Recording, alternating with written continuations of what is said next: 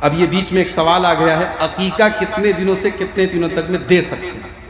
پہلی بات تو یہ کہ عقیقہ دیا نہیں جاتا، عقیقہ کیا جاتا ہے۔ ہمارے ہاں اردو میں بولتے ہیں عقیقہ کرنا، اور آپ کے ہاں عقیقہ دینا بولتے ہیں، تو دینا نہیں ہوتا، عقیقہ کیا جاتا ہے۔ اور عقیقہ کا جو اصل ٹائم ہے وہ 7واں دن ہے، جو سنت ہے، اللہ کے رسول کی حدیث ہے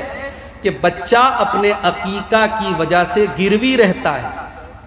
اگر ماں باپ کو طاقت ہے اور عقیقہ نہیں کر رہے ہیں، گنہگار ہوں۔ طاقت نہیں ہے الگ بات ہے، طاقت ہے، پیسہ ہے، لیکن پھر بھی عقیقہ نہیں کر رہے، گنہگار ہوں۔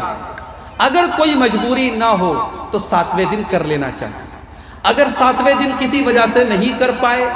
کبھی کبھی ایسا ہوتا ہے آپریشن سے ڈیلیوری ہوئی، ابھی بیوی بچہ اسپتال میں ہے، اب آدمی سوچتا ہے یار عقیقہ کریں گے تو بڑا ہڑبڑ ہو جائے گا، تو چلو ہاسپٹل سے چھٹی ہو گئی، 10 دن ہو گیا، 12 دن ہو گیا، 7ویں دن کے بعد آپ کبھی بھی کر سکتے ہیں۔ ایک حدیث میں آیا ہے کہ اگر 7ویں دن نہیں ہو پایا تو 14ویں دن کرو، 14ویں دن نہیں ہوا تو 21ویں دن کرو، مگر وہ حدیث صحیح نہیں ہے۔ اگر 7ویں دن آپ نہیں کر پائے تو اس کے بعد کبھی بھی کر سکتے ہیں، کوئی مسئلے کی بات نہیں ہے، لیکن سب سے افضل یہ ہے، سب سے بہتر یہ ہے کہ 7ویں دن کیا جائے۔ اور جب آپ عقیقہ کریں گے تو اسی دن بچے کا بال بھی منڈن کروا دیجئے، بچے کا بال مڈوا دیجئے، اور بچے کے بال کے وزن کے برابر، ظاہر ہے بچے کا بال کتنا ہوگا، 1-1.5 کلو ہوگا زیادہ ہے کہ نہیں، تو اس بچے کے بال کے برابر چاندی آپ کو صدقہ کرنا ہے، جو بھی ہے اس کا 10 گرام 20 گرام 50 گرام جو بھی وزن ہو، اس بال کے وزن کے برابر آپ کو چاندی اللہ کی راہ میں صدقہ کرنا ہے۔ یہ بھی سنت ہے اللہ کے رسول کی۔ اب اسی پر ایک مسئلہ اور بتا دوں، بچے کے کان میں اذان دینے والا مسئلہ، یہ بھی بہت پوچھا جاتا ہے۔ بچے کے کان میں اذان دینے کے بارے میں کوئی صحیح حدیث تو نہیں ہے، جو حدیث ہے وہ ضعیف ہے، کوئی صحیح حدیث نہیں ہے، لیکن اگر کوئی بچے کے کان میں اذان دیتا ہے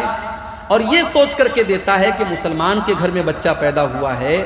اور پہلی آواز ہم یہ چاہتے ہیں کہ بچے کے کان میں اللہ کی توحید کی پڑے، اس کے رسول کی رسالت کی پڑے،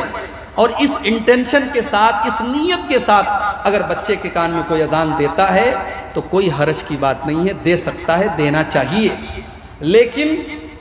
صرف ایک کان میں اذان دے دو کافی ہے، ایک کان میں اذان دینا اور دوسرے کان میں اقامت دینا یہ غلط ہے، یہ کسی صحیح حدیث سے ثابت نہیں ہے۔ اور بہت سارے لوگ یہ سمجھتے ہیں کہ بچے کے کان میں اذان دینا ضروری ہے، اور یہاں تک بہت سارے لوگ سمجھتے ہیں